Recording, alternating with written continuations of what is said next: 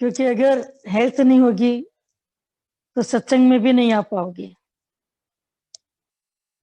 Health के बिगड़ने के जो जो कारण हैं, उन कारणों को समझें और उनको ठीक करें।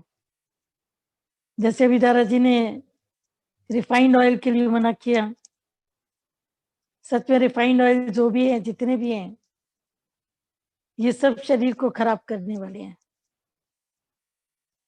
लेट उठना, लेट सोना, लेट नाइट तक इंटरनेट में रहना, मोबाइल में रहना, इन सब चीजों से कभी इंसान की प्रोग्रेस नहीं होगी। सब चीजों को पीछे छोड़ना पड़ेगा। सारी रुचियां, सारी टेस्ट पीछे छोड़ करके चले, और जितना अपना जीवन में सादगी रहेगी, उतनी अंत समय में तकलीफें कम होंगी। क्योंकि जोड़ा हुआ सामान जितना ज्यादा होगा, उसको डिस्ट्रीब्यूट करने की चिंता भी उतनी ज्यादा होगी, उतना ही मन में ख्याल चलेगा। लेकिन अगर उन सब के अंदर तुम अपने मन को साक्षी भाव में स्थित करोगे, बिल्कुल अपने भाव में स्थित रखोगे कि मेरा मन किसी में भी नहीं जा रहा है, और अपने मन को किसी भी व्यक्ति के लिए, वस्तु के लिए, परिस्थिति के लिए परेशान नहीं करूंगा।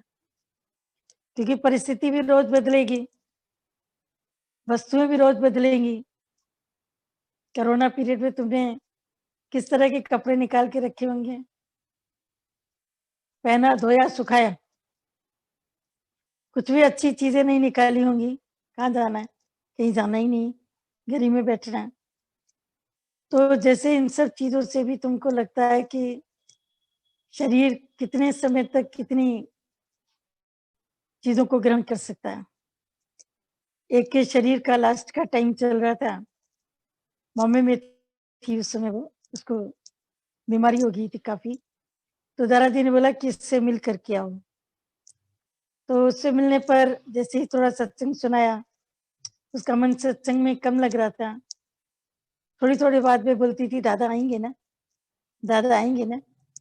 यानी उसका मन बिल्कुल मधुसूदन में, जैसे गोपियों का मन कृष्ण को ही ढूंढता था, बाकी पूरी दुनिया मिले उसको कोई परवाह नहीं थी। और पूरी दुनिया चली जाए उसकी भी गोपियों को परवाह नहीं थी। एक कृष्ण जिनके साथ है, उनको सब है। वो भी पूरे टाइम बोलती थी, दादा दादा आएंगे, दादा आ रहे हैं। उसको हम लोग भी बहलाते रहते थे, बस अभी आ रहे हैं, चल चुके हैं, रास्ते में है, प्रेमी मिल गए हैं, टाइम लगेगा, अभी उधर उसको कुछ सुना रहे हैं। आखिर में चलते चलते हमने उनसे पूछा कि आंटी एक बात बताइए कि आप इतने टाइम से अपना कंट्री छोड़ करके इंडिया में हैं, और यहाँ भी आपके कई फ्लैट्स हैं, लेकिन आप हॉस्पिटल में हैं, क्योंकि घर में सारी सुख सुविधाएं नहीं हो पाती हैं। कितनी भी मेड रखो, अपने आप देखना पड़ता है। हॉस्पिटल में रखो तो इन्फेक्शन होते हैं, दोनों ही चीजें हैं। हॉस्पिटल में एक रूम लेकर के रखा हुआ था, डॉक्टर की विजिट वहां पर होती थी टाइम टू टाइम, और उसका ट्रीटमेंट महीनों दर महीनों वहीं पर ही चल रहा था। तो कहा कि ऐसा आपका मन किसी भी चीज के लिए विशेष चलता हो, पति तो वहीं पर था उनके सामने, उसके लिए क्या चलेगा कि यहीं पर हमने किसी चीज में आपका मन अटका हुआ हो, ऐसा आपको कुछ ऐसा ध्यान आता है? बड़ी देर तक सोचती रही। बोलती है, सवाल तो तुम्हारा थोड़ा अलग है, पर मेरे को भी थोड़ा टाइम चाहिए सोचने के लिए, क्योंकि मन तो सभी में अटका हुआ है, कैसे बोले कि नहीं अटका है। पर तुम पूछ रहे हो कि किसी चीज में विशेष तो नहीं अटका है, खास। सोच सोच के बोले कि हाँ, मेरा मन ना मेरी साड़ियों में अटका हुआ है। मेरी एक एक साड़ी 20-20 हजार रुपए की।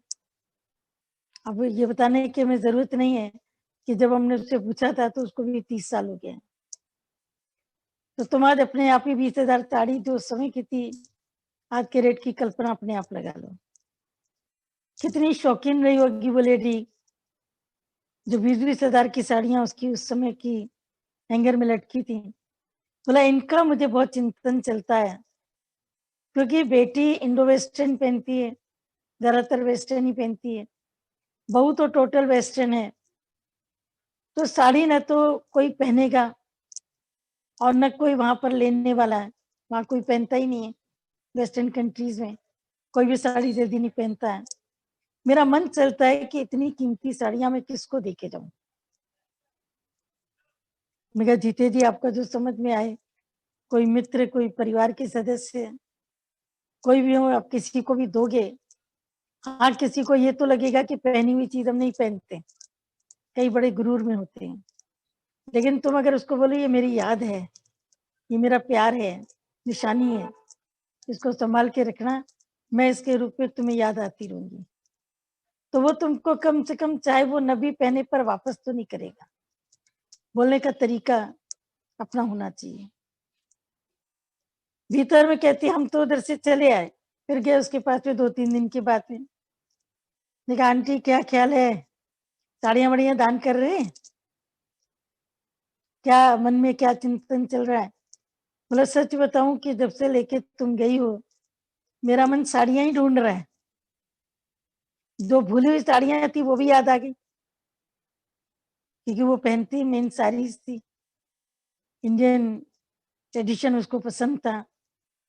सूट्स उसको बहुत कम पसंद थे और उस समय ये सब चीज़ें थी भी नहीं। प्लाज़ो एंड पैंट्स वगैरह ये तो कंफर्टेबल हैं।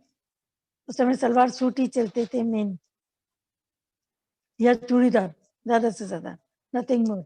और साड़ी तो इंडियन वीमेन शायद ही कोई ऐसी हो जो उस टाइम पर साड़ी ना पहनती हो। साड़ी एडवांस कल्चर में माना जाता था, बैकवर्ड में नहीं। और साड़ी वैसे भी डिसेंसी अपनी रखती है। वो कहती है कि मेरा मन उन साड़ियों को भी ढूँढ लाया, जो साड़ियाँ कबर्ड में जाने कहाँ-कहाँ पड़ी, उनमें भी मेरा मन चला गया। मगर चला नहीं गया, वहाँ पर बैठा ही था। लेकिन जैसे ही आप ये सोचते हैं कि सब चीज़ें मेरे पीछे जिसको देनी हो दे, जिसको पहननी हो पहने, जीते जी मैंने अपनी आँख बंद करी, तो मन उस समय नहीं चलेगा। इस समय तो चलना चाहिए, क्यों? क्योंकि है पोज़ीशन में, तो किसी को या तो दे दें या मेंटेन करके किनारे रखें। फिर आगे जैसी परमात्मा की मर्ज़ी, जैसी उसकी इच्छा, जैसा उसका दिल, जैसा भगवान चाहे, अगर भगवान की मर्ज़ी है कुछ चीज़ों को रखने की तो रखे, अगर भगवान की मर्ज़ी है किसी को देने की तो दे, जैसी उसकी मर्ज़ी है, जैसा उसका मन है, वैसे ही करे। तो भीतर ही भीतर जैसे वो भी कई चीज़ों को सुनती रही, समझती रही अपने अंदर में, काफ़ी बातें उसके भीतर में चलती रहीं। फिर आखिर में बड़ी अच्छी उसने एक बात बोली, बोला अच्छा अगर मैं साड़ियों के लिए सोच भी लूँगी तो होगा क्या? साड़ियों से अच्छे मेरे गहने पड़े हैं कीमती। लेकिन मैं मुझे चूँकि साड़ियाँ मेरी पोज़ीशन में थी, मुझे पसंद थी, तो मेरा मन उसमें रहता था। गहने भी मैंने बहुत पहने, लेकिन अब आखिरकार ये सब चीज़ों में क्यों जा रहा है? मैंने कहा बड़ी में बड़ी साड़ी तो आपकी अपनी देह है और इस देह को तो छोड़ना पड़ेगा, काल का बुलावा आएगा। आपको इसके लिए ख़्याल नहीं चलता कि ये मैं पहले ही गुरु को अपनी देह दे दूँ और गुरु अपने हिसाब से मेरी देह से काम कराए। ला अभी वक़्त कहाँ बचा है, अब तो टाइम निकल गया, अब तो मैं बिल्कुल बेड रिटर्न हूँ। तो बेड रिटर्न हूँ, तो जब मैं बेड रिडन हूँ, तो बेड रिडन होकर के मैं क्या कह सकती हूँ इस बात के लिए? मैं कहा अंदर से ये संकल्प करो कि भगवान देह तुम्हारी है, इस देह को रखो, जिलाओ या जलाओ तुम्हारी जैसी मर्ज़ी। धीरे-धीरे उसने वो अभ्यास किया। बस साड़ियों से तो मेरा मन हट गया, लेकिन फिर देह में मेरा मन आ गया। अभी तक देह का चिंतन नहीं कर रहे थे, क्योंकि जागरूकता जितनी होगी, अगर जड़ चीज़ों के प्रति जागरूक है, तो मन जड़ चीज़ों का चिंतन करता है। अगर चेतन मनुष्यों के प्रति जागरूक है, तो बेटा-बेटी, पति, पोता-पोती इनका चिंतन करता है। अगर ज्ञान के प्रति जागरूक है, तो मनुष्य अपनी देह का चिंतन करता है। और देह के चिंतन में उसके अंदर एक ही ख्याल आता है कि देह आखिर कितना टाइम, आखिर तो वस्त्र पुराना होगा, और पुराने वस्त्रों को तुम कहाँ डालते जाते हो? डेड स्टॉक में। ये भी पुराना हो गया, आउट ऑफ फैशन हो गया, इसको छोड़ो, इसको छोड़ो, इसको छोड़ो, छोड़ते जाते हो, छोड़ते जाते हो, छोड़ते जाते हो, सब कुछ छूटता चला जाता है।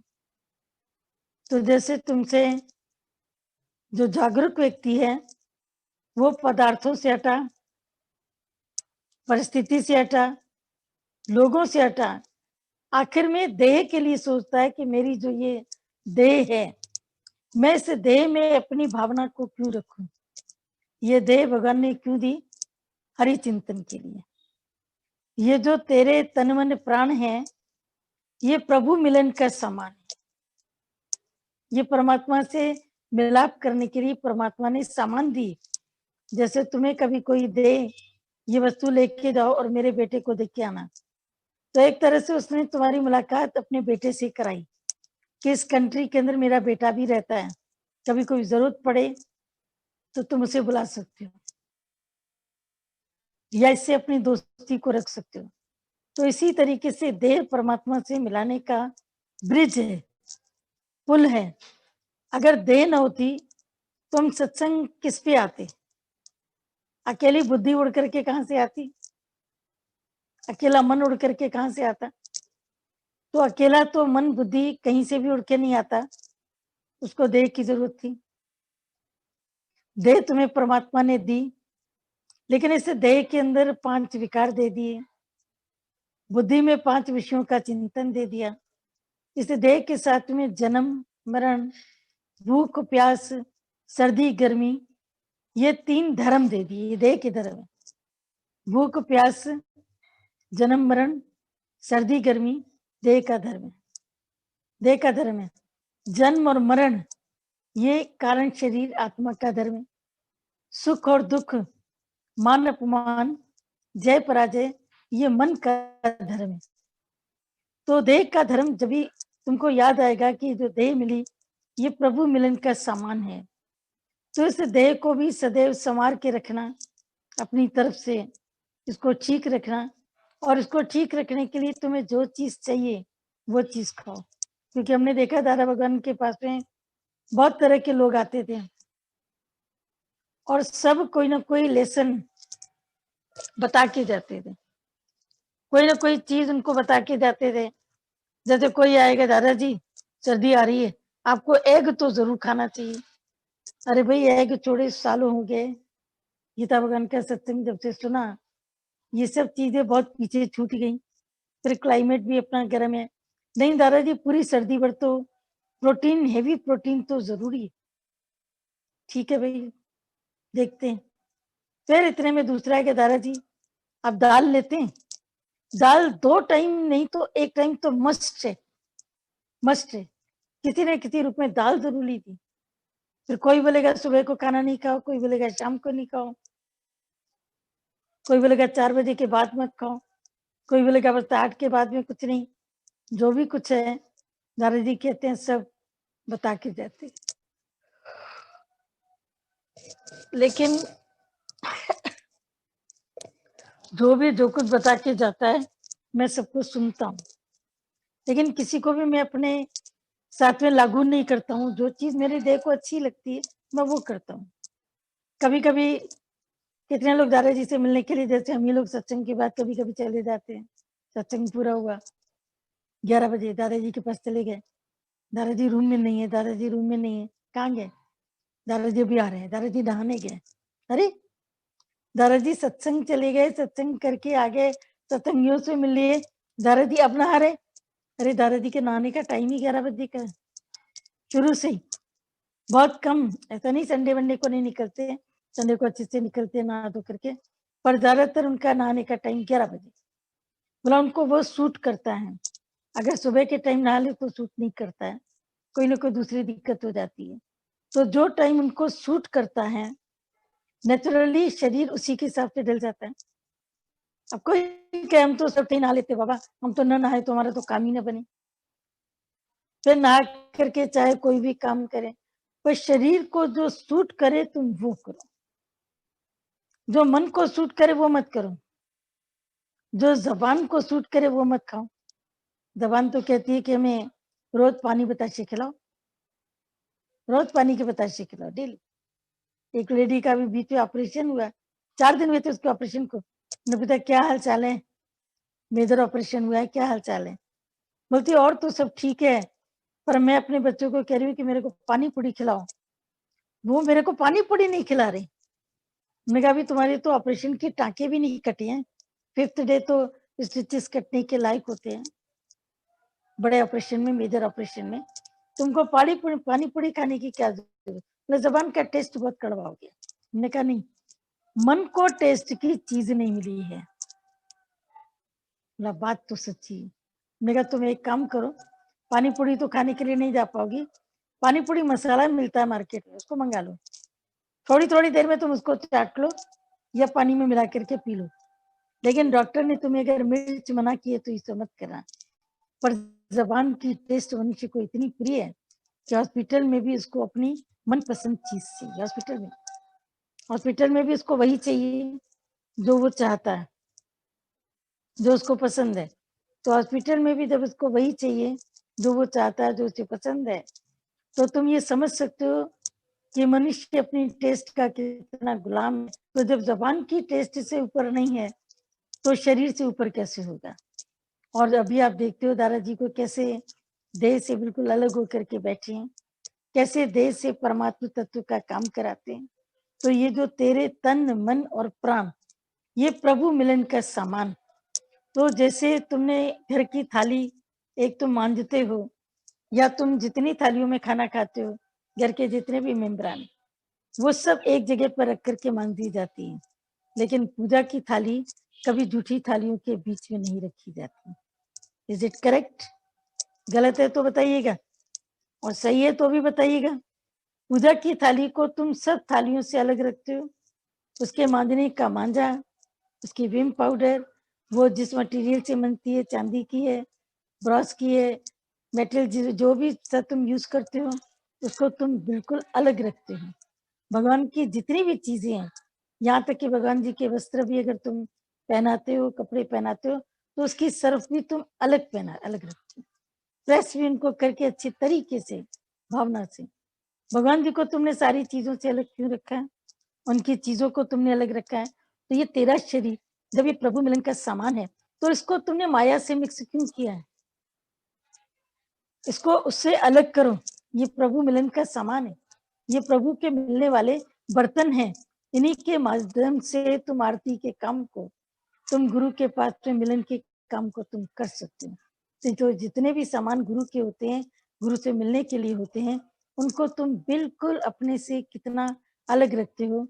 भगवान के सब काम, सब सामान अलग, उनके अगर कमरे की, या उनका अगर तुम्हारा मंदिर है उसकी, या उनका अगर तुम्हारी कोई रैक बनी उसकी डस्टिंग भी जो तुम करते हो, तो उसका कपड़ा भी तुम अलग रखते हो, मैले कपड़े से नहीं करते हो। तो जैसे उसमें तुम्हारी भावना एक अलग है, तो ये तेरा शरीर अपना मंदिर है। इसको क्यों मैला किया? दुनियादारी की चीजों में इसको क्यों मैला किया? इसको पवित्र क्यों नहीं रखा? इसको भगवान के साथ में इसकी मैचिंग क्यों नहीं करी कि ये भगवान की चीज है, ये भगवान से मैच करेगी। तो जब भगवान की चीज को भगवान से तुम मैच करते हो, तो परमात्मा की चीज को परमात्मा से मैच करोगे, भगवान की चीज भगवान से मैच करोगे। तो एन बैन जो बड़े दादा की पॉइंट आती है क्राइस्ट की, be humble, be holy, be pure as your father is in heaven. Humble शब्द क्यों बोला? कुछ और भी बोल सकते थे। क्राइस्ट ने हम्बल वर्ड क्यों बोला? हम्बल माने विनम्र। क्राइस्ट कितने विनम्र थे, ऐसे चलते थे जैसे दीनहीन। गुरु नानक साहब कितने विनम्र हैं। तुम जितने भी संतों की तस्वीरें तुम देखो, संत एकनाथ, संत तुकाराम, संत कबीर, संत सूरदास, संत रहीमदास, संत रविदास, कितनों की हम तुम्हें बता देना। उनको तुम कभी देखो, चाहे सूफी संत हैं, चाहे तुम्हारे हिंदू संत हैं, उन सब ने हम्बलनेस, अपने शरीर पर नम्रता का लिबास छोड़ा। शरीर पर कहीं कठोरता, क्लिष्टता नहीं, मैं नहीं जाऊंगा, मैं ये नहीं करूंगा, मैं ऐसे नहीं बात करूंगा, ठीक है नहीं करूंगा, उसको प्यार से बोलो। हर चीज में हम्बलनेस, ये हम्बलनेस तुम्हारे बॉडी के ऊपर भी रिएक्ट करेगी, क्योंकि मन की कठोरताएं शरीर को भी तोड़ती हैं और बुद्धि को भी तोड़ती हैं। मन बीच में, एक तरफ शरीर एक तरफ बुद्धि। जब मन कुटिल हो जाता है, किसी से भी मुलाकात करके कुटिल हो गया या कहीं पर उसके अंदर कड़वाहट आ गई, तो उस कड़वाहट का असर तुम्हारी बुद्धि पर भी पड़ा। तुम्हारी बुद्धि ने क्या सोचा कि हाँ, अंदर में उसमें भी जटिलता आ गई, कुटिलता आ गई। फिर बुद्धि के साथ में जब तुमने बाहर शरीर को देखा, तो शरीर में भी तुम्हारी बीमारी आ गई। तो मन का असर बुद्धि पर भी पड़ रहा है, शरीर पर भी पड़ रहा है। तो क्यों ना मन को इतना हम्बल बनाएं, इतना हम्बल बनाएं, क्योंकि मिस्कीनियां, जो मिस्कीनियां है, सुखी बसे मिस्कीनियां, आप निवार तले बड़े बड़े अहंकारियां नानक गर्भ गिले। गुरुदेव जो थे, गुरु अर्जुन देव जी, ये ग्रंथ साहब उन्होंने शुरू किया। 4 गुरुओं तक ग्रंथ साहब का नामो निशान भी नहीं था। 4 पीढ़ियों तक, यानी गुरु रामदास, अमरदास रामदास, चौथे गुरु अमर रामदास जी, गुरु रामदास जी तक कोई भी तुम्हारे पास में किसी भी गुरु ने गुरु ग्रंथ साहब का कहीं पर भी कुछ भी जिक्र नहीं किया। ग्रंथ साहब था ही नहीं। गुरु नानक साहब की तुम एक दूसरे को पता लगी, वो उन्हीं को ही उठाते गए, और किसी भी गुरु ने अपना नाम नहीं किया। किसी भी गुरु ने, जितने भी गुरु चले, उन्होंने पौड़ियां जोड़ी, लेकिन गुरु नानक को जोड़ के, गुरु नानक को जोड़ के कहीं पर भी उन्होंने ये नहीं बोला कि रामदास ये कहे, अमरदास ये कहे, अंगद देव ये कहे, कहीं पर भी नहीं। सब जगह गुरु, हर जगह उन्होंने 10 के 10 गुरु ने, 10 के 10 गुरुओं ने ग्रंथ साहब में जब नाम आया है, तो केवल गुरु नानक देव का नाम आया। बाकी सबकी कथाएं आई हैं, कहानियां आई हैं, जीवनियां आई हैं, लेकिन उन्होंने जितनी वाणियां बोली, वो सब गुरु को जोड़ के बोली हैं कि ये गुरु की वाणी है, मेरी नहीं। कहीं तो उनके अपने अनुभव भी होंगे, कहीं तो बहुत कुछ उनका भी अलग होगा, लेकिन उन्होंने अपने नाम का कहीं पर भी नहीं रखा। और उन्होंने क्या किया, उस चीज को बिल्कुल गुरु से जोड़ दिया कि गुरु। कहत कबीर, कबीर के बेटे ने भी, कमाल ने जितने दोहे बनाए, कहत कबीर सुने वही साधे। कहत कमाल उसने कहीं नहीं लिखा, जबकि ज्यादातर दोहे कबीर के बेटे कमाल के हैं। शास्त्रों में एक जगह पर आता है कि बूढ़ा वंश कबीर का, बूढ़ा वंश कबीर का, उपजा पूत कमाल, उपजा पूत कमाल। कमाल को कबीर से काफी ऊंचे दर्जे का नाम दिया गया कि जो काम कमाल ने किया वो कमाल का था, कमाल का था।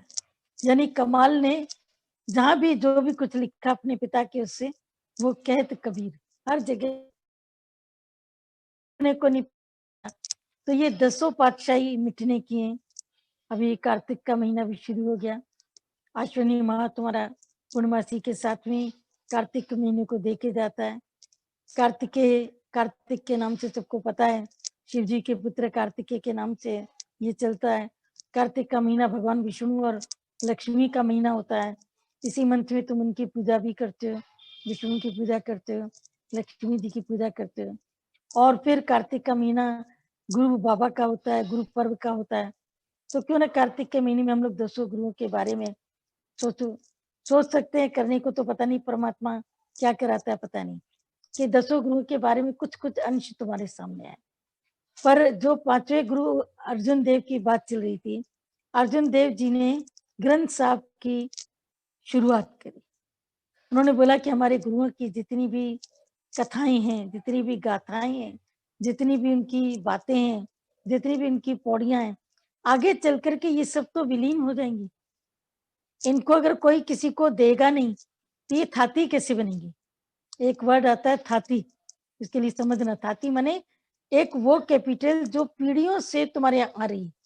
कई कई ऐसे खानदान हमने देखे, खानदान, घर नहीं, परिवार नहीं, ऐसे खानदान देखे जहां पर पीढ़ी दर पीढ़ी भाई शादी के टाइम पर हमारे यहाँ दादी नानी परनानी परदादी परदादी, उसके भी आगे की दादी, उसके भी आगे की दादी, बोला पर की में उसमें ये वाला स्टॉल चलता था, ये शादी की रात में दुल्हन को जरूर उड़ाते हैं। परंपरागत थाती, थाती माने ये हमारे कुल की परंपरा है।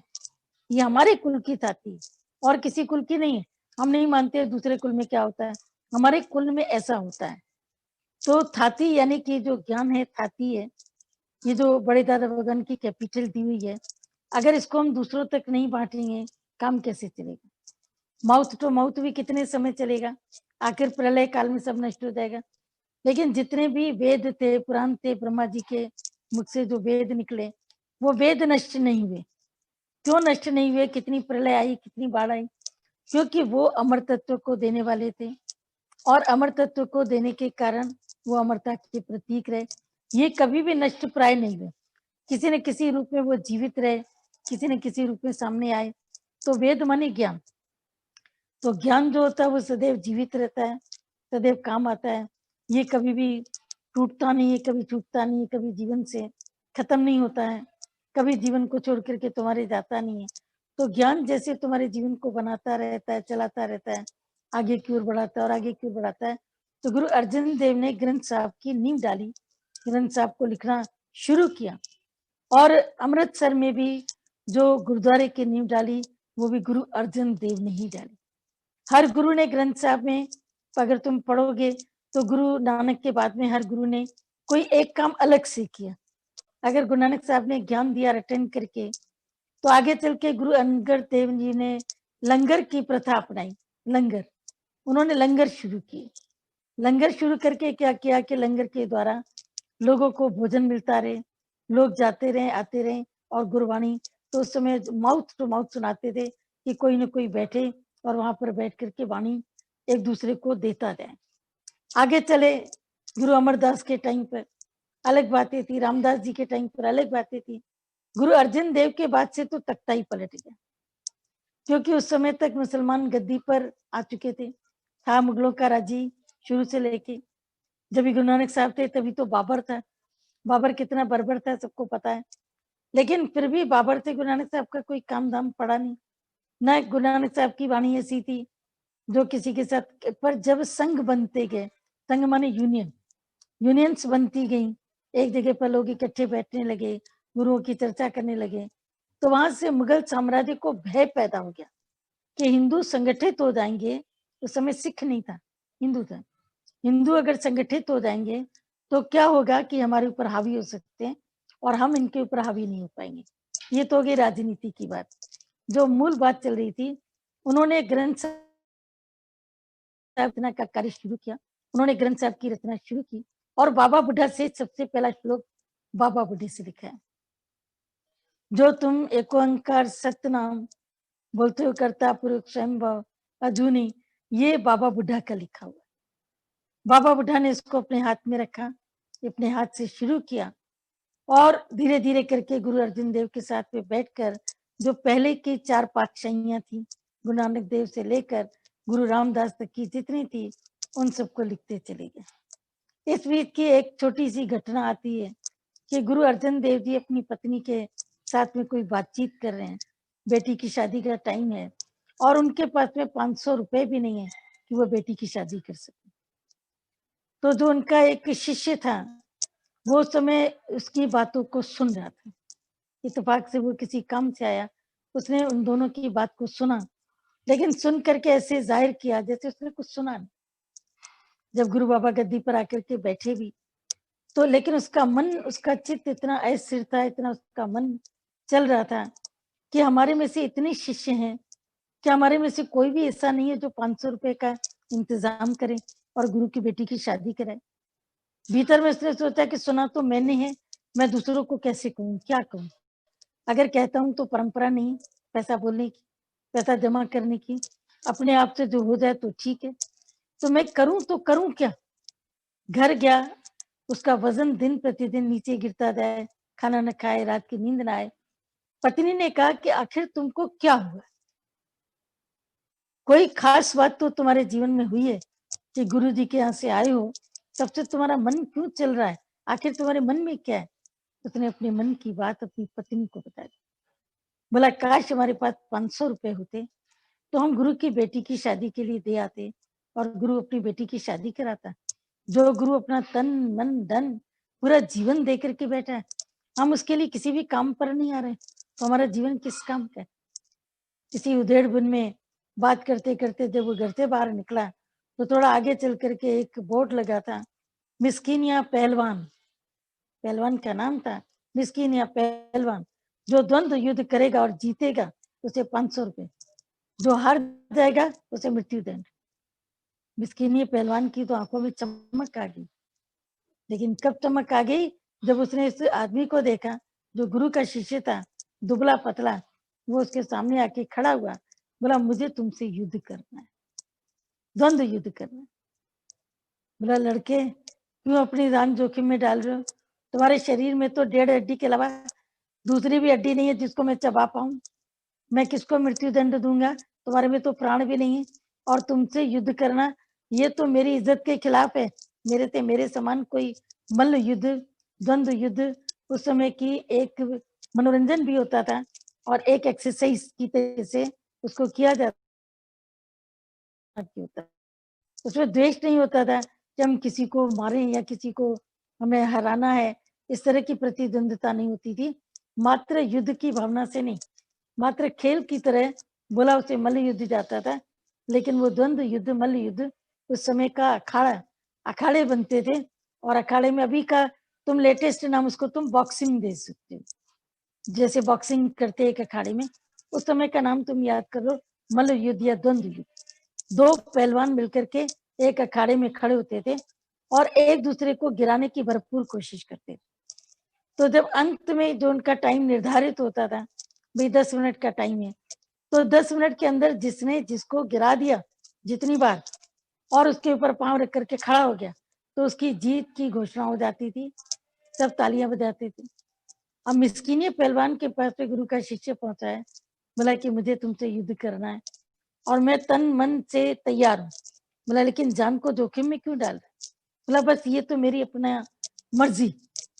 पर मिस्कीन पहलवान भीतर में सोच रहा है कि इस व्यक्ति के अंदर कोई उलझन है, या तो ये जीना नहीं चाहता, या तो ये जिंदगी से उब गया है, या इसकी जिंदगी की कोई मजबूरी है, कोई तो कारण है। इसने उसको अपने पास में बुलाया, बोला अभी इस समय युद्ध का टाइम तो 2 दिन के बाद है, थोड़ी देर के लिए मैं तुमसे बात करना चाहता हूँ। बहुत होशियार था मिस्कीन पहलवान और ऐसा भी नहीं कि उसके पास ज्ञान नहीं था, पर ज्ञान के साथ में अहंकार था। कईयों के पास में अपनी विद्या का, अपनी कला का अभिमान आ जाता है और प्राइड कम्स बिफोर फॉल। जिस दिन तुम्हें अपनी विद्या का अभिमान आ गया, मैं कितना योग्य हूँ, लोग मुझे कितना प्यार करते हैं, मैं कितना काबिलियत रखता हूँ, उस दिन से तुम्हारी नीचे की ओर की गिरावट शुरू हो जाएगी। जब तुम्हें लगेगा फिर दोबारा, अरे मैंने तो कुछ भी नहीं सीखा, मुझे तो भी बहुत सीखना बाकी है, मुझे तो भी बहुत सीखना बाकी है। कभी-कभी हमारे पास तो जब हमसे भी बड़े उम्र-दराज लोगों का, बहुत बड़े लोगों का, पहुँचे हुए लोग हैं, सत्संग का कार्य सँभाले उनका फ़ोन आता है, बोलते हैं हम सीखते हैं, तो हम लोगों को भी मन झुक जाता है कि हमारे कितने बड़े जो सत्संगी हैं, जो हमारे पुराने आधार स्तंभ है सत्संग के, ये सब कितने नीवे हैं, ये कितने झुके हुए हैं। आज की पीढ़ी की बजाय ये सब कितने नम्रता में हैं कि कितना कार्य करके भी कभी ये नहीं जतलाते कि हम इतना कार्य करते, ये देखो मेरा लश्कर खड़ा है, ये देखो मेरे इतने सत्संगी खड़े हैं, वो कभी भी नहीं कहते। सब गुरु के बच्चे हैं, गुरु का काम है, गुरु ही बोलता है, गुरु का ही दिया ज्ञान है। कहीं पर भी उनके भीतर में कोई अधिकार भाव और अहंकार का भाव नहीं होता है। लेकिन जब इंसान में अपने टैलेंट के लिए अहंकार आ जाए, तो उसकी गिरावट शुरू हो जाती है। मिस्कीनिया बहुत पहलवान था पर अहंकार आ गया, तो उसने दूसरों को दंड देना शुरू कर दिया। अपने नाम के झंडे लगाने शुरू कर दिए कि मैं इतनों को मारकर खा गया। तो उस समय उसका नाम था 30 मार खां, मिस्कीनिया 30 मार खां, यानी 30 लोगों को ये मृत्यु का दंड दे चुका। और 31वां आदमी ये सामने खड़ा है, इसको घर पर बुलाया, इससे बात करी, बोला एक बात तो तुम मुझे बताओ कि तुम मुझे बहुत ही शरीफ नेक दिल इंसान लगते हो, लेकिन ये बताओ कि आखिर तुम्हारे भीतर में कौन सी ऐसी मजबूरी है कि तुम मुझसे युद्ध करना चाह रहे हो और तुम ये जानते हो कि तुम युद्ध में हार जाओगे, तुम ये भी जानते हो कि तुम्हें मृत्युदंड मिलेगा, तो तुम जानबूझ करके अपनी जान को जोखिम में क्यों डाल रहे हो? चुप हो गया और इतनी चुप्पी, बोला मैं किसी से बात नहीं करूंगा। बोला नहीं, तुम्हें मुझे बताना तो पड़ेगा। क्योंकि अगर तुम किसी से अपने मन की बात करते हो तो उसका समाधान भी तुम्हें मिलता है और सुख भी मिलता है, लेकिन किससे? मन की बात हमेशा उससे करना जो तुमसे कंपनी में बड़ा हो, जो तुमसे स्थिति में बड़ा हो। बराबर वाले से करोगे, जैसे तुम्हें क्रोध आता है, अब तुम्हारे बराबर की सत्संगी है, तुमने उससे कहा आज भैया मैं बहुत गुस्सा आ गया, वो तो नेचुरल है ना, आएगा ना, मेरे को भी आता है कई बार। अब तुमने अपने बराबर वाले से बात करी तो दोनों में किसी की भी प्रोग्रेस नहीं हुई। लेकिन अगर तुमने अपने से चढ़े हुए से बात की होती तो वो बोलता गुस्सा आता तो जरूर है पर उसको कंट्रोल भी तो करना चाहिए, उसको करने से फायदा क्या होता है? नुकसान ही तो होता है। तो अब एक व्यक्ति कंट्रोल करना सिखा रहा है, कंट्रोल कर रहा है और वो कंट्रोल सिखा रहा है। क्यों? कभी तुम इसमें बता सकते हो क्यों? क्योंकि कंट्रोलिंग पावर मनुष्य के भीतर में आती कितनी मुश्किल से, बड़ी मुश्किल से आती कंट्रोलिंग पावर। तो अपने से ऊंचे व्यक्ति से बात करोगे तो मन ऊंचा होगा, अपने से बराबर के व्यक्ति से बात करोगे तो उन्नति नहीं होगी, अपने से नीचे गिरे हुए व्यक्ति से, निगेटिव लोगों से बात करोगे तो तुम्हारे अंदर भी निगेटिविटी ही आएगी। जो पॉजिटिविटी गुरु ने इतनी मेहनत करके, गुरु कितनी मेहनत करता है, अंदर दिल से मेहनत करता है, रूह से मेहनत करता है। ये मत समझना कि गुरु ने तुमको प्रेम नहीं किया। गुरु अपनी रूह निकाल कर अपने बच्चों के अंदर, अपने भक्तों के अंदर, अपने श्रद्धालुओं के अंदर, प्यारों के अंदर अपनी रूह निकाल करके डाल देता है, अपने प्राण प्रतिष्ठान करता है। तुम तो मूर्तियों का प्राण प्रतिष्ठान करते हो, गुरु हर रोज प्राण प्रतिष्ठान करता है। वो अपने प्राण तुम्हारे जैसे जड़ लोगों के बीच में डालता रहता है कि तुम जड़ हो, तुम्हारे भीतर में अपने प्राण प्रतिष्ठान कर रहा हूँ, तुम जीवित हो जाओ। तब वो मूर्तियां जीवित लगती हैं, तभी उनसे काम होता है। आज हम लोग जितने भी हैं उन सब में गुरु ने प्राण प्रतिष्ठान किया, गुरु ने अपने प्राण डाले, गुरु ने अपना वक्त दिया, गुरु ने अपना प्यार दिया, गुरु ने अपना सब कुछ दिया। गुरु की वजह से ही पल्लवित होकर आज जहां भी खड़े, जितने भी खड़े, ये सब गुरु की वजह से। भीतर ही भीतर वो सोच रहा था इसके अंदर कोई बात है, तब उसने बताई अपने मन की बात, बोला ऐसी ऐसी बात है, मेरे गुरु को 500 रुपए की जरूरत है और मैं गुरु के लिए ये कार्य कर रहा हूँ। बोला ठीक है अब तुम जाओ, अब तुम्हारा काम खत्म है, अब मेरा काम शुरू। लेकिन मैं तुम्हें एक बात कहूं, अगर अगर बाई चांस, वैसे तो उम्मीद बहुत कम है, अगर बाई चांस तुम अगर जीत जाओ तो तुम मुझे अपने गुरु से मिलाओगे? हाँ क्यों नहीं मिलाऊंगा, लेकिन मैं जीतूंगा ही नहीं, मैं तो मर जाऊंगा। वो पक्का मान के बैठा था क्योंकि उसको कुछ आता ही नहीं था, वो जानता ही नहीं था कि पहला मुक्का भी कहाँ से उठाना चाहिए, किस तरह से मारना चाहिए। बॉक्सर जब थक जाए पहले उसको थका दो मारते मारते, जब तुम पिटते पिटते पिटते वो थक जाए तब तुम उसके ऊपर वार करो। ये बॉक्सिंग की शुरुआत होती है। अच्छे बॉक्सर को ये पहचान होती है मुक्केबाजी में कि पहले अगले व्यक्ति को प्रहार करने दो, प्रहार करते करते करते जब वो थक जाए तब तुम उसके ऊपर मुक्का मारोगे तो वो एकदम से उठ भी नहीं पाएगा जमीन से।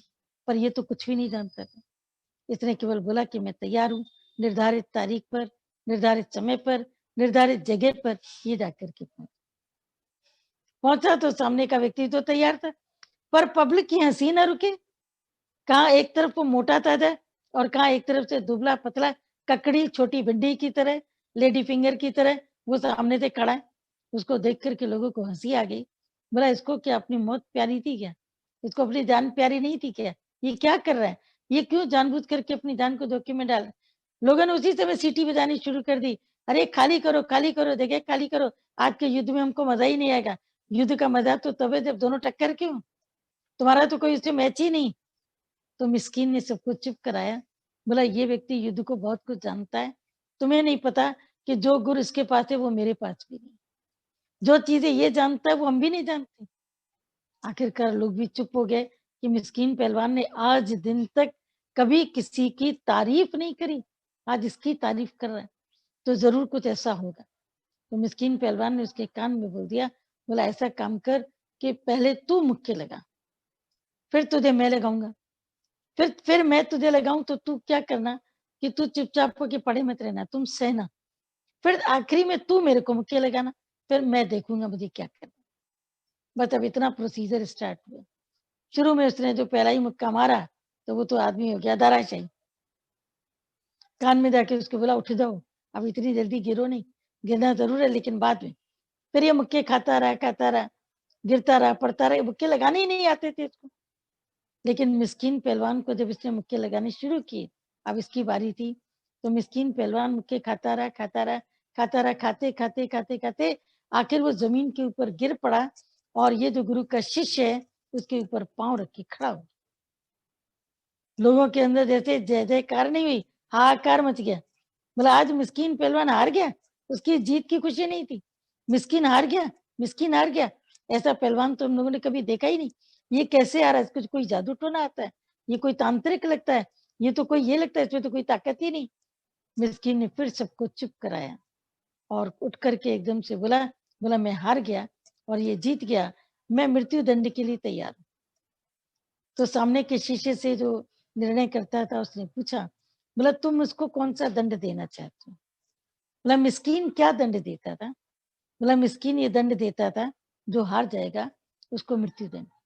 बोला लेकिन मैं ये नहीं करूँगा कि इतना बड़ा योद्धा इस दुनिया से चला जाए, इतना बड़ा व्यक्ति इस संसार से गायब हो जाए, मैं ऐसा कभी भी नहीं करूँगा। मैं यही करूँगा और यही कहता रहूँगा कि मिस्कीन योद्धा हमेशा बना रहे, लोगों को हरा करके उनके प्राण न ले। ये युद्ध करे लेकिन प्राण न ले और यही मेरी फीस है कि मैं इसको हरा करके मैं कोई और फीस नहीं लेना चाहता, मैं कुछ और नहीं करना चाहता। बस एक निर्धारित रकम उसको ₹500 जो मिलनी थी, वो मिली। वो ₹500 लेकर के चला गुरु के पास और मिस्कीन का तो पहले ही तय था। उसी समय तय था कि मिस्कीन को गुरु के पास लेके जाना है। गुरु अर्जुन देव उस समय ग्रंथ साहब लिख रहे थे। मिस्कीन को लेकर के जिस वक़्त वहाँ पर पहुँचे तो मिस्कीन की जो शक्ल सूरत देखी, मिस्कीन माना होता है विनम्रता वाला। तो गुरु अर्जुन देव को उसको देख के पहले तो हँसी आ गई। बोला ये मिस्कीन है, ये इतना लंबा चौड़ा, इतना क्रूर दिखाई दे रहा है, तो मिस्कीन नहीं है। मिस्कीन तो तू है इसके आगे, लेकिन इसका नाम मिस्कीन है पर मिस्कीन तू है। गुरु बाबा को जैसे अंदर ही अंदर सब कुछ पता लग गया।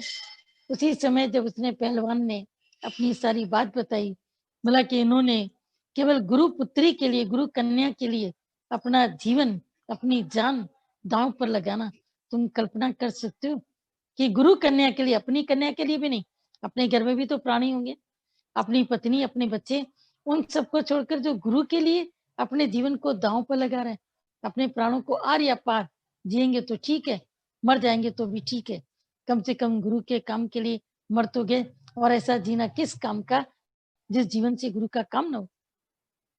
वो जीवन किस काम की, किसी भी काम की नहीं। जिस वक्त वो पौड़ी लिख रहे थे तो लिखते लिखते जब ये सारी घटना घटित हुई, सारी बात हुई, तो ग्रंथ साहब में गुरु अर्जन देव उस समय जो पौड़ी लिख रहे थे तो उन्होंने एक पौड़ी लिख दी, बड़े बड़े अहंकारियां नानक गर्भ गले, सुखी बसे मिस्कीनिया आप निवार करे। मिस्कीन का नाम ग्रंथ साहब के पन्नों पर आया। क्यों उसके पन्नों पर आया? क्योंकि मिस्कीन ने नम्रता करी उसके आगे। समर्थ होने के बाद, समर्थ व्यक्ति नम्रता करे बड़ी बात है। समर्थ व्यक्ति तुम समझते हो क्या? जैसे मान लीजिए घर में पति है, वो घर में तुम्हारा समर्थ है, तुम्हारे ऊपर क्रोध कर सकता है, कभी-कभी हाथ भी उठा सकता है, डाँट सकता है, लेकिन तुमने कोई बहुत ब्लंडर मिस्टेक कर दी है। लेकिन उसने कहा कोई बात नहीं, हो गई गलती, छोड़ो, दिमाग में मत रखो। तो समर्थ होकर के जो व्यक्ति माफ़ करता है, तो अंदर कोई खुशी मिलती है कि इस व्यक्ति ने समर्थ होकर के हमको माफ़ी दी। ये चाहता तो मुझे पनिश कर सकता था, चाहता तो मुझे दंड दे सकता था, चाहता तो मुझे घर से निकाल देता, चाहता तो मुझे मैके भेज देता, लेकिन इसने मेरे को माफ़ किया। तो समर्थ को ना ही दोष गुसाई। समर्थ अगर कोई निर्णय करके किसी को सज़ा भी दे, तो उसको गोसाई भी, उसको परमात्मा भी कभी कोई दंड नहीं देगा, क्योंकि वो स्वयं समर्थ है और उसने सत्य के लिए अगर किसी को सज़ा दी है, अगर सत्य के लिए अगर वो किसी को पनिश करता है, तो गुरु चाहे तो तुम्हारी गर्दन भी धड़ से अलग कर दे। उसको इतना भी अधिकार है। लेकिन कब? जब सामने का व्यक्ति अपना सिर तो दे।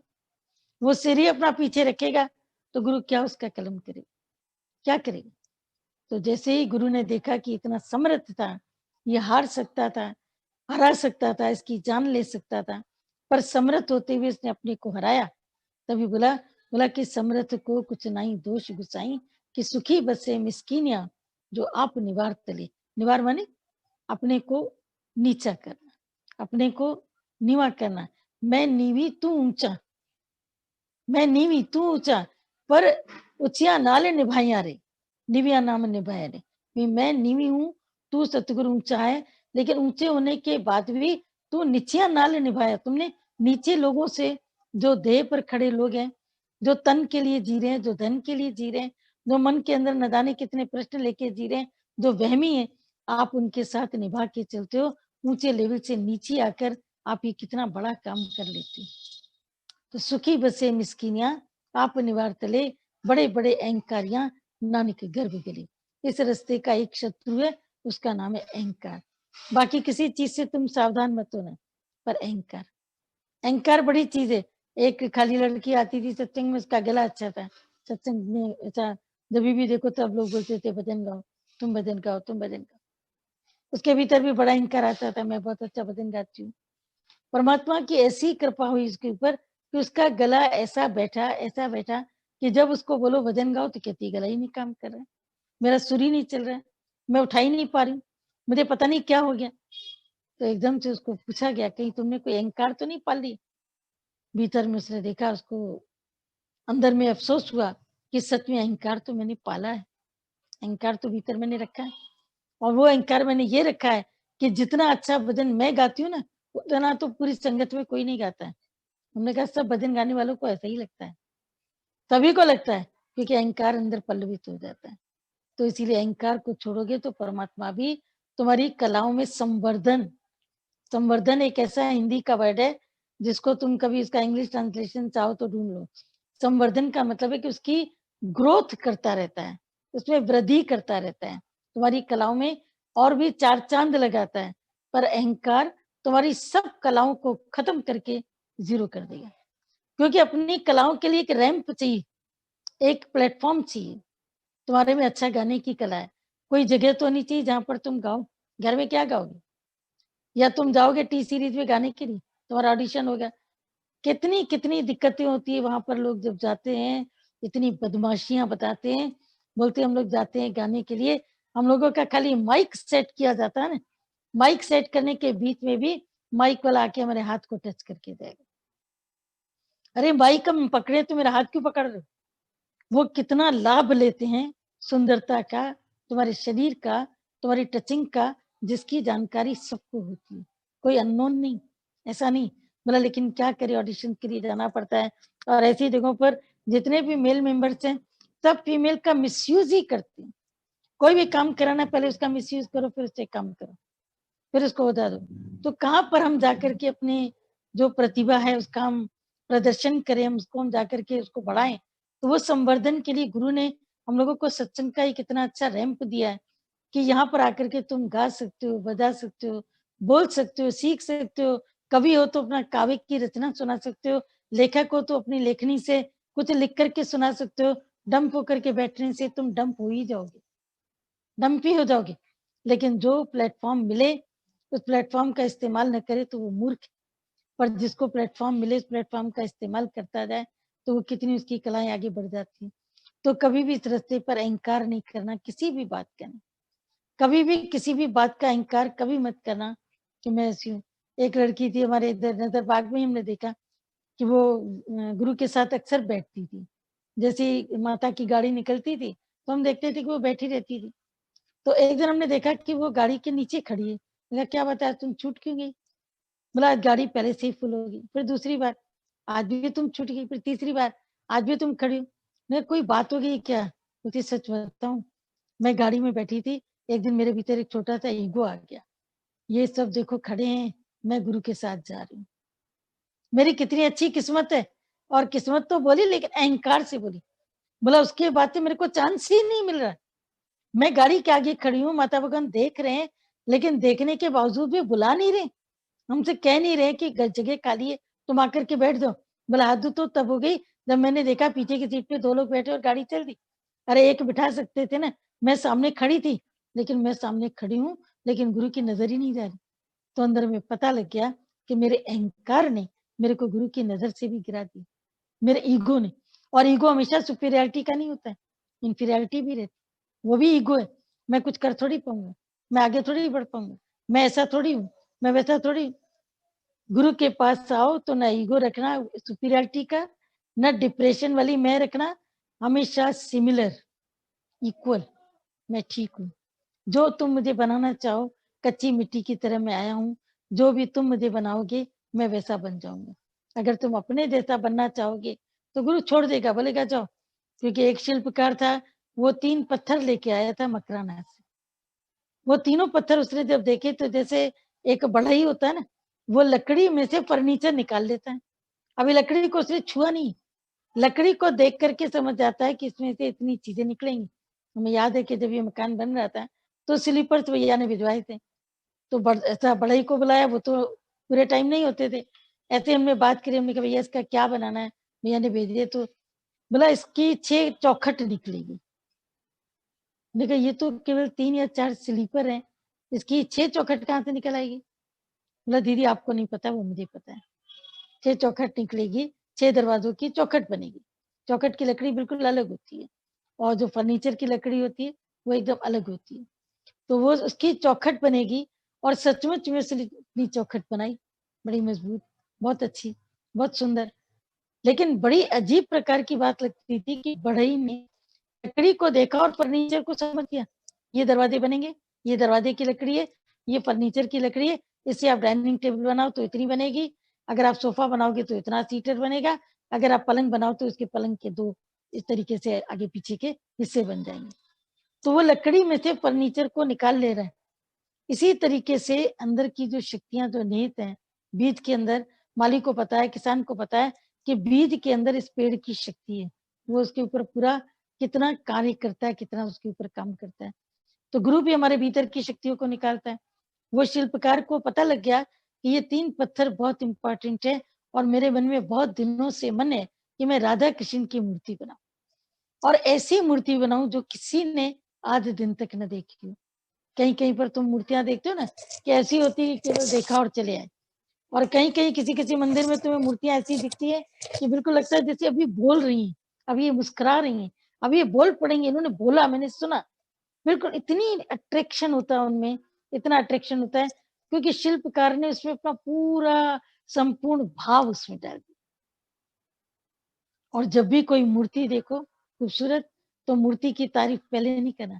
वो शिल्पकार कहाँ है जिसने इस मूर्ति को गढ़ा, जिसने इसमें भाव डाला, जिसने इसमें ब्यूटी डाली, जिसके लिए लोग इतने कमेंट बॉक्स में कमेंट लिख रहे हैं, मूर्ति बहुत अच्छी है, कहाँ से लेकर के आए हैं, पत्थर में बहुत अच्छी चमक है, चेहरा बहुत अच्छा बना है, आंखें बहुत सुंदर है।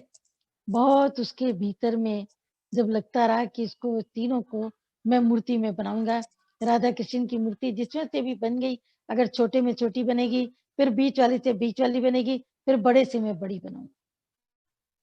करते करते करते उसने जब ये अपना कार्य निश्चित दिन पर शुरू किया, क्योंकि शिल्पकार भी बिना पूजा किए काम नहीं शुरू करता है।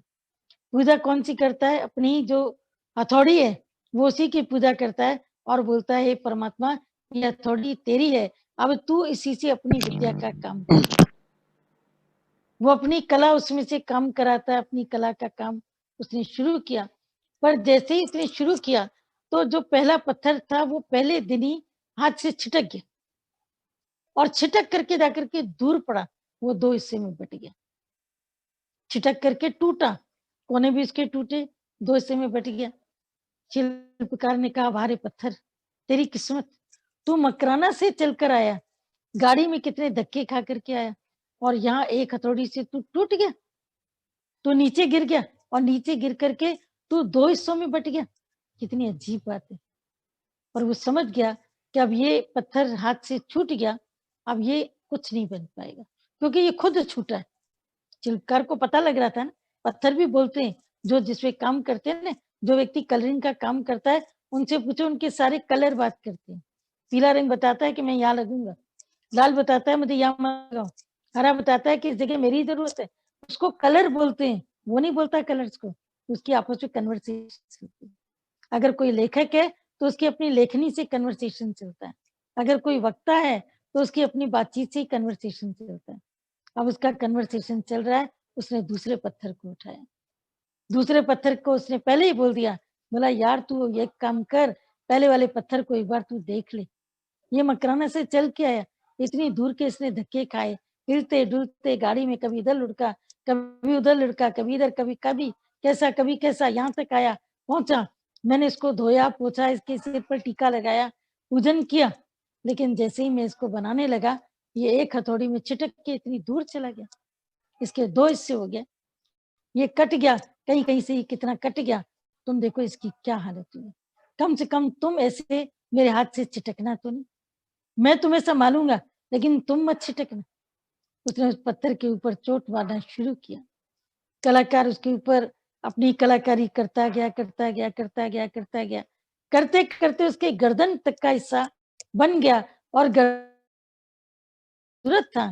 पहले राधा रानी की उसने फेस का बनाया, तो राधा रानी का जो गर्दन का हिस्सा था वो इतना सुंदर था, इतना ब्यूटीफुल था कि खुद वो उसको बार-बार देख रहा था।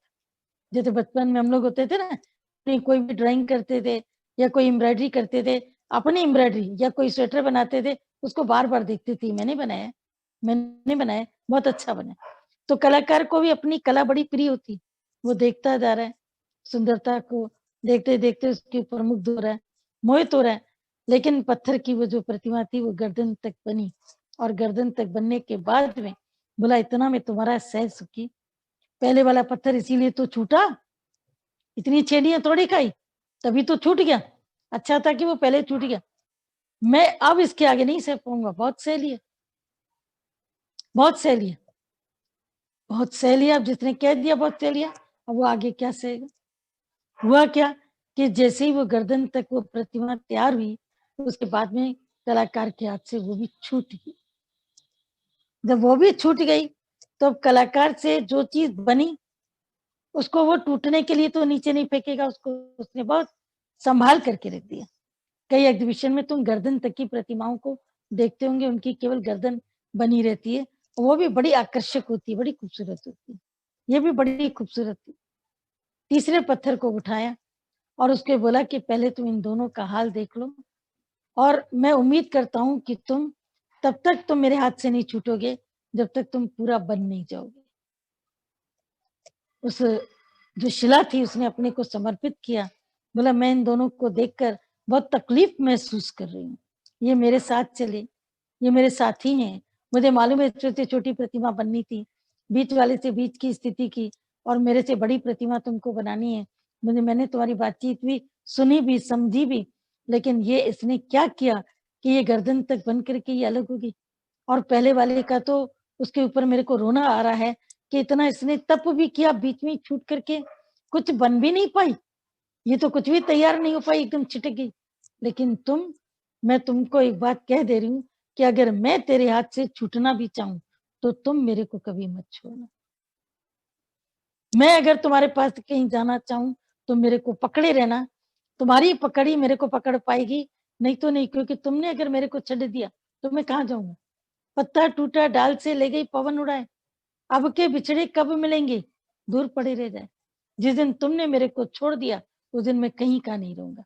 इसलिए तुम मेरे को पकड़े रहना और मेरी ये बिल्कुल पूरी तरीके से मेरी राय है, मेरा मशवरा है और मेरी ये ज़िद है कि जब तक मैं पूरा नहीं बनूँगा, मैं तुम्हारे हाथ से कभी नहीं छिटकूँगा। बोला बस, बोला मुझे तुम्हारी इतनी तैयारी चाहिए। अगर तुम छिटकना चाहोगे तो मैं पकड़ भी नहीं पाऊँगा। तुम नहीं छिटकोगे ये तुम्हारी तैयारी है, पूरा बनाना ये मेरी तैयारी है। ध्यान दिया तुमने? तुम नहीं छिटकोगे ये तुम्हारी तैयारी है, पूरा बनाना मेरी तैयारी। तेरी चौखट पर आना मेरा काम है, मेरी बिगड़ी बनाना तेरा काम। मेरी बिगड़ी को बनाना तेरा का चैलेंज करो ना, चैलेंज करो भगवान को। मैं तेरे चौखट के अंदर आ चुका हूँ, मेरे को निकाल के दिखाओ। कभी गुरु भी कहे तुम निकलो जाओ, दरवाज़ा खुला पड़ा है, नहीं सत्संग सुनना है, घर जाकर के बैठो। कई बार वाणी ऐसी चल जाती है कि जब पूरा नहीं चलना है तो बैठ, तो जितने होते हैं समझदार ज़्यादा, वो तो घर ही बैठ जाते हैं। जो बुद्धि से सत्संग सुनते हैं वो बोलेंगे क्या ज़रूरत है? लेकिन जो श्रद्धा से सुनते हैं, बोलते हैं गुरु हमको बनाना चाहता है, तभी तो कहता है कि अभी तुम और भी आगे बढ़ो। ऐसे नहीं वो छोड़ेगा। गुरु माने जो हमको बनाने के लिए पूरा प्रयत्न करता है, लेकिन हमको भी पूरा बनने के लिए आगे आना पड़ेगा। तो जो तीसरी शिला थी वो पूरी समर्पित हुई, वो पूरी तैयार हुई, नख से लेकर शिख तक, बालों तक, जैसा मूर्तिकार बनाता गया, बनाता गया, बनाता गया। पूरी मूर्ति बन गई। मूर्ति के बनने के बाद में मूर्तिकार उसको नदी के तट पर लेके गया। मूर्ति का स्नान कराया, खुद भी स्नान किए, नए कपड़े पहने, पुरोहित को बुलाया और पुरोहित को बुला करके यज्ञ करा करके प्राण प्रतिष्ठान किया। तो जब उस राधे कृष्ण की मूर्ति का प्राण प्रतिष्ठान किया, फिर लोगों ने उसकी चारदीवारी बना करके मंदिर बना दिया।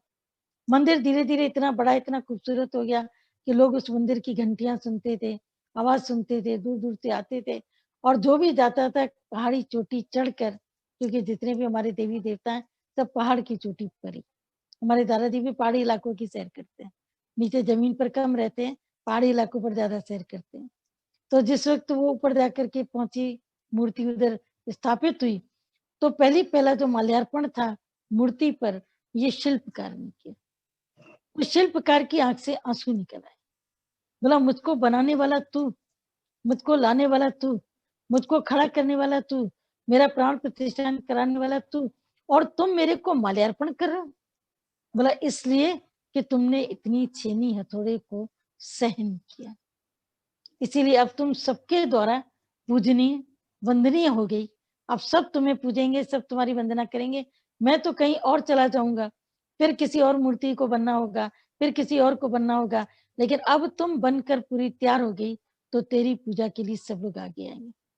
तो जैसे ही मूर्ति ने ये सुना, तो उसका दिल तो भर आया कि मूर्तिकार तो पता नहीं कहाँ छिप जाएगा, लेकिन हमें अपने को कैसे पूरी तरीके से अपने को मैं मूर्ति बनकर मैं तैयार हूँ, लेकिन मैं कभी भी मूर्तिकार को, शिल्पकार को मुझे नहीं भूलना कि मुझे बनाने वाला तू है। I am what is you have made me, I am what is you have made me. हर वक़्त मन में एक ही बात, मैं जो भी कुछ हूँ, वो तेरी बदौलत हूँ, तू नहीं बनाया और गुरु का शुक्राना, गुणगान दिल खोल के करो। दिल ऐसा महसूस करके मत करो, हाँ, बनाया तो हमें आपने ही है। आप ही तो सत्संग में लेके आते हैं। आप ना आते तो हम क्या करते? आप ही दिल खोल कर अपने जीवन के अंदर गुरु का शुक्राना करो। जो दिल खोल कर शुक्राना करता है, उसके जीवन की शिकायतें सब जल करके समाप्त हो जाती हैं। तो 3 पत्थर की शिला का दृष्टांत ये हम लोगों को गीता भगवान बहुत सुनाते थे। माता भगवान ने तो उसको बहुत अच्छे से हम लोगों के दिमाग के अंदर जैसे हर पत्र में डाल दिया था। हर पत्र में आता था, तुम कौन-सी शिला हो? पहली शिला, बोला पहली शिला भी बेकार नहीं गई। वो नीचे सीढ़ी का काम करती थी, लोग उसपे पाँव रख कर चलते थे। और दूसरी भी बेकार नहीं गई, शिल्पकार ने उसको आधे रास्ते पर रख दिया था। लोग उसको देखते थे, माला चढ़ा के जाते थे, टीका लगा के जाते थे, फल-फूल रख के जाते थे, कुछ लोग पैसा भी रख के जाते थे। लेकिन उनका अंतिम उद्देश्य क्या होता था? ऊपर दर्शन करने जाना है, मंदिर में जाना है, दर्शन करने जाना है। तो दर्शन वो उनका करने के लिए जाते थे। तो जब हम पूरे बनते गुरु के पास आते हैं, तो 3 तरह के पत्थर होते हैं। एक होते हैं जो पहली चोट में, अरे बाबा सत्संग इतना मुश्किल है, इतना मुश्किल, इतना मुश्किल, इतना मिटना पड़ता है, इतना मिटना पड़ता है। अरे कहाँ मिटना पड़ता है भाई, प्रेम ही प्रेम है। गुरु का प्रेम मिलता रहता है, गुरु के प्रेम में सब कुछ है। मिटना कहाँ है? कौन-सी जगह पर मिले? तो जिस वक़्त वो प्रेम में आगे बढ़ते रहते हैं, बढ़ते रहते हैं, तो प्रेम ही प्रेम जीवन के भीतर में रह जाता है। तो जो तीसरे पत्थर की शिला की तरह बिल्कुल अपने आप को टोटल गुरु के अनुसार अपने को मोल्ड कर देता है। मुझे तुम जैसा बनाओगे, मुझे अपनी पसंदी का बना लो। भजन गाना बहुत आसान है, लेकिन गुरु की पसंदी का बनने में जान निकल जाती, जान निकल जाती। हर बात पे गुरु बोलेगा, "क्यों बोला? इससे बात क्यों करी? इधर गया क्यों? इससे पूछा क्यों? इधर बड़बड़ क्यों करी? इधर ये गलत काम क्यों किया?" ठोक-ठोक के, बना के तुम्हारी ज़ुबान भी कंट्रोल करेगा, खाने की रस भी तुम्हारे कंट्रोल करेगा, सुनने के, बात करने के, फ़ोन करने के भी बड़े अपने रस होते हैं। खाली बैठे, आज के दिन वो भी खा लिए, मैं भी खा चलो तो बैठ के बातें करते हैं, बातें करते हैं। बातें करने में जाके तुम बैठ जाओगे।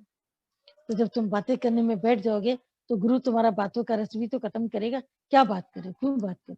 कितने फ़ोन करने हैं? किसी से केवल काम की बात करके काम खत्म करो ना। बातें लंबी, फिर मैं इधर गया, फिर मैं उधर गया, फिर मैं इधर जा रहा हूँ। कोई तुम्हारा गुरु है जिससे तुम बात कर रहे हो? तुम्हारा चेला है जिसको तुम समझा रहे हो? तुम्हारे बराबर का व्यक्ति है तो तुम क्या कर रहे हो? बात करने का कोई मतलब ही नहीं। केवल ज्ञान की बात करो, ज्ञान की बात के अलावा कुछ मत करो।